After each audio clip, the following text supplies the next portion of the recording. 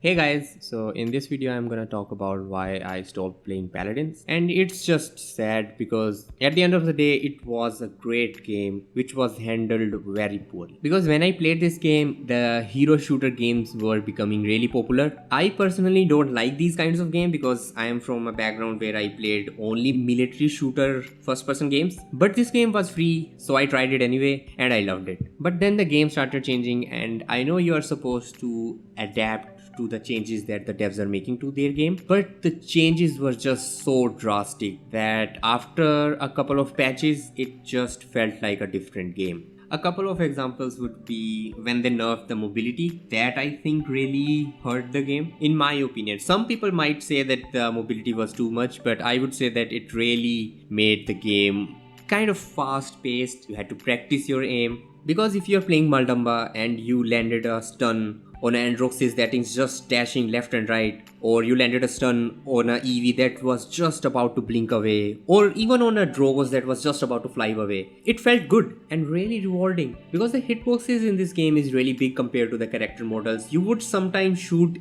near an enemy and you would think that you would miss, but the hitbox is just so wacky that you would just get a hit marker anyway. So I would say that this was another problem that really didn't let this game grow to its full potential.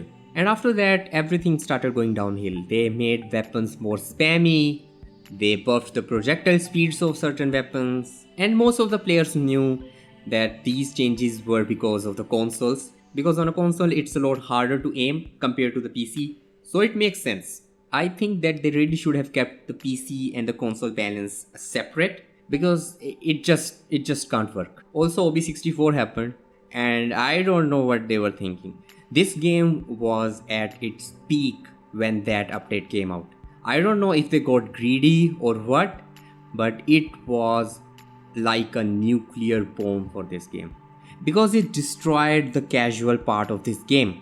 You guys already know what happened. Cards Unbound, Essence, you could make loadouts so overpowered that it was really hard to balance them, because in the ranked gameplay the cards won't go above level 3. So how are you supposed to balance the game when you have two games in your game? Basically what this update did was, the players who would play the game longer would get rewarded with the most overpowered builds in the game, and the players who don't really have the time to play the game will be at a severe disadvantage. Now the thing is, most of the games have a player base and it's divided, like you have your really pro players that maybe consist of like 2 to 6, maybe 7% of your player base. Like they're really pro, like they're masters, grandmasters. And then you have your mid tier, which maybe consists of, I don't know the number, but they would be much less.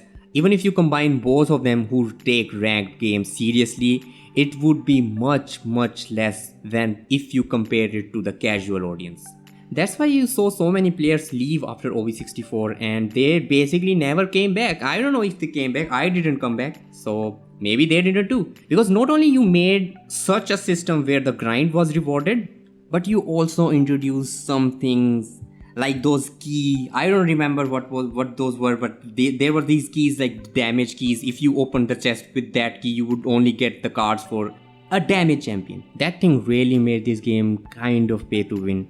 It was cutting really close. The damage that was done to this game by that update, I don't think that this game ever recovered from that damage. After a couple of months, they did revert everything back to normal, but at that time so many free-to-play games came out that were good that you lost your player base to those games. And yes, then I did come back to this game and played it for a couple of months, but there were so many problems. First was the matchmaking. Now I was not that serious about ranked gameplays, but I did love them. I played them a lot more than the casual gameplay because I like to play with a coordinated or a good team. I don't like disassembled team where you're playing with 4 damage players. It's just not fun for me. So the only way I could enjoy this game was to play ranked. And I know that the player base was really low, so the matchmaking would be bad, but I did not think that it would be this bad. Players who were playing the ranked games for the first time were getting ranked up to plat players. Plat players were getting ranked up to the grandmaster players. Even the gold players were getting in the games where grandmasters are playing. And this was the main reason why I completely left the game, because it does not reward a player on their own gameplay but rather on how his team performed. Now I know that this is a team based game, a 5 versus 5, but an individual performance should mean something. So I want to give you an example on how bad this system can be. Suppose you have a team containing 1 diamond player and 4 gold players. And on the other team you have 2 platinum players and all 3 of the other are gold ranked players. And we will name them team diamond and team platinum. If the team platinum wins, then the elo that a diamond player will lose will be much more compared to the gold teammates that he has, because game wants him to carry that match as he is a higher ranked player. Now if he carries that match and wins that match, then those gold players will rank up. Now let's bring in another element. Suppose one of those gold players was AFK or trolling. He's gonna get carried to the next rank anyway, which is maybe it is plat rank. Now what happens? Next ranked match he's gonna play, he will be matched up with platinum players or diamond players. And then he does not belong there, but he is there anyway. His team doesn't want him there. He doesn't want to be there. So then he is gonna lose. And what happens? His team is gonna lose with him. And he will revert back to gold rank, but his teammates also suffer the consequences. Because he was trolling again, or maybe he was AFK, maybe he is not a good player, I don't know. His whole team will suffer the consequences of his gameplay. Now I am not bashing gold players, no, but you are creating an experience which is bad for everyone. A gold player would not want to play against a diamond player, and a diamond player would not want to play with or against a gold player. You are just forcing them to play with each other and against each other. Because when I used to play the game, the only thing mattered was your win or lose ratio and your win streak. If you were on a win streak, you would get a lot of TP, which I guess was the easier way to balance the matchmaking, because certain choices that you make during a match cannot get recorded in the scoreboard. If you only take the personal stats in consideration, then anyone can farm a lot of damage. You pick Victor, you stand on the sideline and you just spam the tanks and you will have the highest amount of damage in the game, which does not mean that you helped your team win that game. I am not saying that you only take personal stats in consideration. I am just saying that personal performance should matter, even if it is like 20%.